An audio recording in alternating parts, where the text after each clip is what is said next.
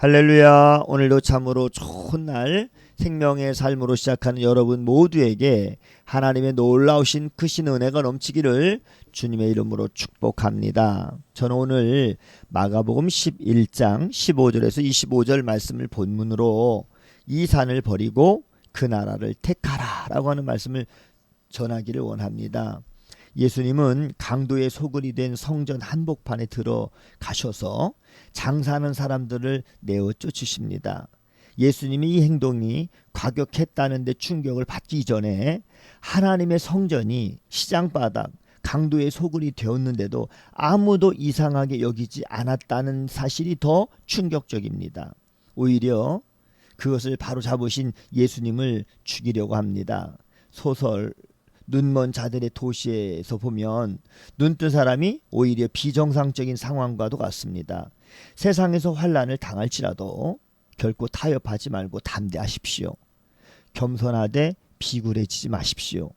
성도는 이 땅에 임한 하나님 나라의 대사요 또한 사자인 것입니다.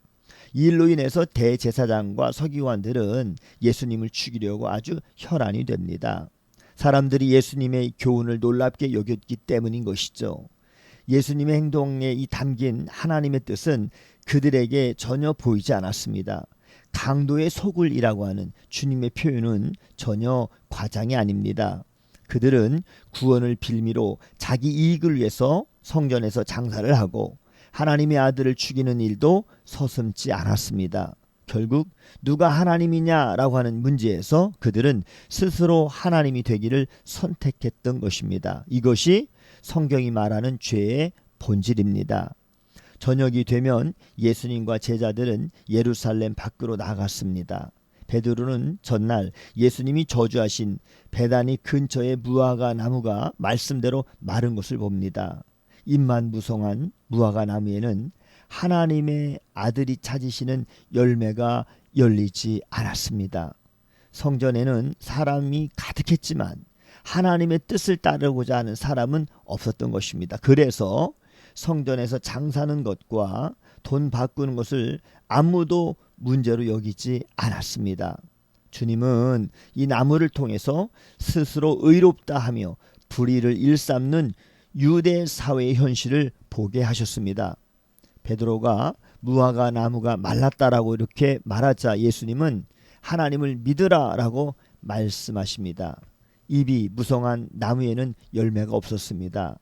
눈으로 보기에는 아주 대단해 보이지만 하나님이 보시기에는 아무것도 아닌 일들이 세상에 참으로 많습니다. 지금 예루살렘 성전이 바로 그러한 존재였습니다.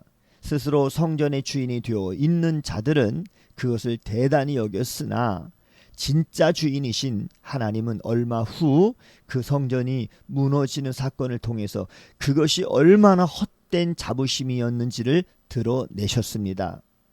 눈에 보이는 것과 전혀 다르게 꼴찌가 첫째가 되고 첫째가 꼴찌 되는 나라가 바로 하나님 나라입니다. 주님은 제자들에게 그 나라를 위해서 믿음으로 담대히 기도할 것을 권면하십니다. 산을 옮기는 기도는 동네 뒷산을 향해서 실험해 보라고 하는 뜻이 아닙니다. 수가성 여인에게 하신 말씀대로 요한복음 4장 21절에 보면 이 산에서도 말고 예루살렘에서도 말고 아버지께 예배할 날이 이르렀습니다. 참된 성전이신 예수님을 통해서 하나님 나라가 임했습니다. 하나님은 예루살렘 성전과 그 산을 통해 구원하시지 않으시고 예수 그리스도를 통해서 구원을 이루셨습니다. 이제 하나님의 백성은 기도하며 구하는 것을 이미 받은 줄로 믿어야 합니다. 오늘 본문에 있는 말씀도 그렇게 말씀하십니다. 24절의 말씀을 보면 이렇게 예수님께서 분명하게 말씀하셨습니다. 그러므로 내가 너희에게 말하노니 무엇이든지 기도하고 구하는 것은 받은 줄로 믿으라. 그리하면 너희에게 그대로 되리라.